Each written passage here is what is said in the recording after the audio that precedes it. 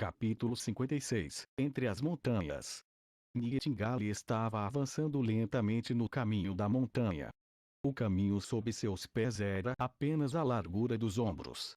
De cada lado dela havia uma enorme parede de pedra, separada por 3 metros. Mas entre eles havia uma ravina sem fundo e o caminho largo do ombro em que ela caminhava, tão diretamente ao lado dos pés de Nightingale havia um penhasco íngreme e uma enorme parede de pedra. Quando ela olhou para a ravina profunda, ela só conseguia ver a escuridão. Enquanto viajava em seu caminho largo no ombro, Nightingale estava sempre cuidadosamente encostado na parede de pedra ao lado dela, tentando evitar perder o equilíbrio e cair na ravina. Quando ela olhou para cima, apenas um brilho fino podia ser visto do céu, como um fio de prata pendurado no céu noturno. No entanto, ela sabia que era um pouco depois do meio-dia. Mesmo durante o dia, ela ainda precisava segurar uma tocha. A luz que descia do penhasco não era suficiente para iluminar a estrada à frente. Andar neste caminho por um longo tempo até deu à luz a ilusão de que ela estava andando nas montanhas. A única vantagem aqui era que não cairia muito o desfiladeiro, apesar do vento frio assobiando através das montanhas e levantando a neve caída. Ocasionalmente havia alguns flocos de neve naturais que caíam de sua cabeça, e pousavam nas paredes da montanha. Ou na trilha, transformando-se em vapor d'água. Aqui embaixo, a temperatura não era a mesma do mundo exterior, ocasionalmente ela podia ver o ar quente subindo debaixo do penhasco. Se não fosse assim, ela não se atreveria a passar pelas montanhas intransitáveis. Durante os meses dos demônios, ela poderia se esconder em seu próprio mundo de neblina, mas lá, ainda seria a mesma temperatura. Se ela fosse abrir caminho pela neve, ela calculou que iria congelar até a morte depois de 1 hora de caminhada.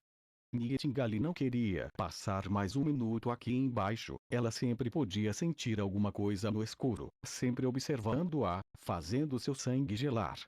Se pudesse, Nightingale ficaria na neblina o tempo todo, mas era uma pena que sua força não fosse suficiente para fazer isso. Quando ela usava sua habilidade por um longo tempo, ela rapidamente se exauria. Nightingale levantou a tocha e deixou iluminar o penhasco oposto. Na fraca luz do fogo, ela podia ocasionalmente ver sombras escuras nas paredes. Nightingale sabia que aquelas cavernas eram tão profundas que a luz não conseguia chegar ao fim de cada caverna. Eles pareciam orbes de escuridão. Mas do outro lado, quase na mesma posição, também era um buraco profundo. Lembrou-a dos rumores de North Slope Mine, que dizia que a mina costumava ser o covil subterrâneo de um monstro, com muitos garfos na estrada que se estendiam em todas as direções, escavados por monstros. A encosta norte era parte da cadeia de montanhas, mas era tão longe e larga com tantas cavernas, que poderiam dizer que as cavernas não estavam conectadas à mina. A ideia a fez estremecer. Para o oeste da cordilheira intransponível estava o terreno baldio abandonado pelos bárbaros.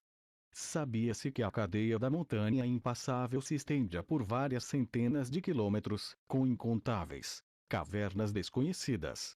Nightingale temia que esse deserto pudesse dar origem a incontáveis monstros. Ela não se atreveu a pensar em entrar nas cavernas e se concentrou apenas em seguir em frente. Finalmente, ela pôde ver uma mudança na estrada mais adiante.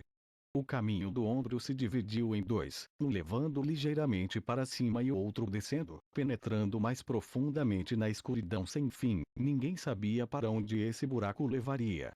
Enquanto permanecia no ponto de bifurcação, a sensação de estar sendo observada ficara muito intensa, como se incontáveis olhos estivessem olhando fixamente para todos os movimentos que Nightingale fizesse, fazendo-a ter uma boca e língua secas e lhe dando uma sensação arrepiante. Nightingale rangeu os dentes quando abriu o mundo de neblina e rapidamente entrou. Logo, o sentimento assustador começou a desaparecer. Enquanto seguia o caminho que levava para cima, a temperatura do ar ao redor logo começou a cair, mas acima de sua cabeça o pequeno fio de prata ficou maior. Um quarto de hora depois, uma enorme caverna se abriu diretamente na frente dela, com a entrada ligeiramente mais alta do que o caminho que ela seguia. Quando ela colocou os pés na caverna, ela podia ver um fogo fraco no fundo. Finalmente, ela havia chegado ao esconderijo da Associação de Bruxaria. Quando Nightingale deixou seu mundo de neblina, ela foi imediatamente detectada pela bruxa encarregada da defesa, que imediatamente colocou uma parede de fumaça negra para bloqueá-la. No entanto, logo a parede desapareceu e uma voz surpresa pôde ser ouvida da escuridão. Você está de volta. Nightingale pensou. Sim, finalmente estou de volta. Mas quando ela percebeu que a garota tinha dois ubandas amarradas em torno de seu braço, o bom humor de Nightingale virou diretamente em pesar. Mais uma vez duas irmãs foram. A voz da outra bruxa parou por um momento e então ela disse tristemente: sim. Airi e Abby tiveram seu dia de vida adulta 5 dias atrás e não sobreviveram. Ela se forçou a sorrir. Isso acontece com frequência, não é? Mas não vamos falar sobre eles. Você tem que voltar para o acampamento. Vende está sempre falando de você.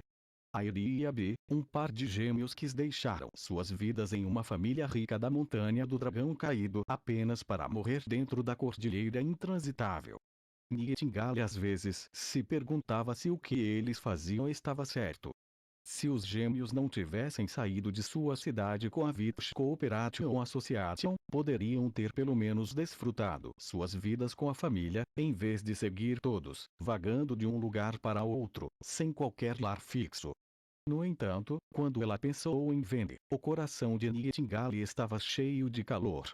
Se ela não lhe dava uma mão quando precisava desesperadamente, tinha medo de que ela mesma ainda estivesse vivendo como uma marionete, sempre temendo ser descartada como qualquer outra ferramenta.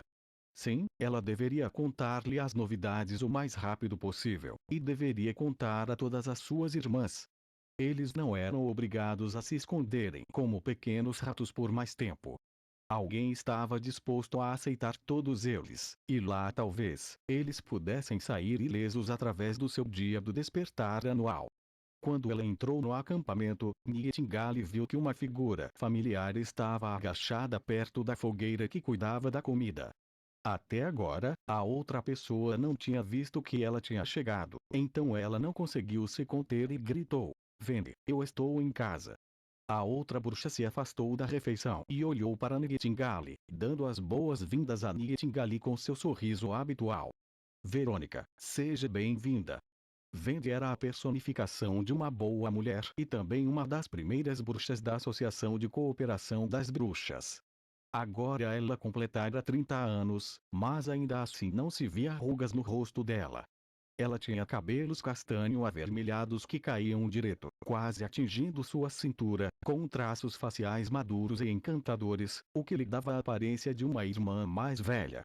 Ela sempre se preocupou com toda e qualquer irmã da Associação de Cooperação das Bruxas. Seja sobre sua vida diária ou aconselhamento psicológico, ela sempre tentaria ajudar, independentemente do que acontecesse. Se não fosse por Vende, havia uma grande chance de que a Vitch Cooperation Association não tivesse reunido tantas bruxas. Ela foi precisamente a razão pela qual Nightingale decidiu fugir de sua família quando a conheceu, embarcando com ela em uma viagem para a Cordilheira Intransitável, tentando encontrar a Montanha Sagrada. Ela também era uma das poucas pessoas que conheciam seu nome original. Quantas vezes eu já disse a você que não sou mais aquela menina covarde do passado? Disse Nightingale enquanto sorria e balançava a cabeça. Agora sou uma bruxa poderosa. Verônica não existe não mais. Você sempre será você. Fugir de seus antigos pesadelos não significa se separar de momentos importantes e felizes do seu passado, disse Vende suavemente. Claro que estou feliz que você goste do seu novo nome. Nightingale, eu estive esperando por você para voltar. Certamente você teve que sofrer durante toda a jornada. Bem, Nightingale deu um passo à frente e abraçou a amiga. Obrigado. Depois de um momento, Vende abriu a boca e perguntou: o que aconteceu com a garota? Você estava muito atrasada para salvá-la. Ao ouvi-la falar disso, o espírito de Nightingale imediatamente começou a subir novamente. Ela agarrou o braço da venda e disse animadamente: não. Ela não precisava de mim para salvá-la. Pelo contrário, talvez ela seja capaz de salvar a todos nós. Então ela começou a descrever em detalhes sua experiência de viver em Bordestown. Bordestown é governada por Lord Roland Wimbledon, quarto príncipe do reino de Grey Castle. Ele está disposto a abrigar todos nós, e ele também prometeu, um dia, que todas as bruxas em seu território poderiam viver a vida de uma pessoa livre, assim como todos os outros.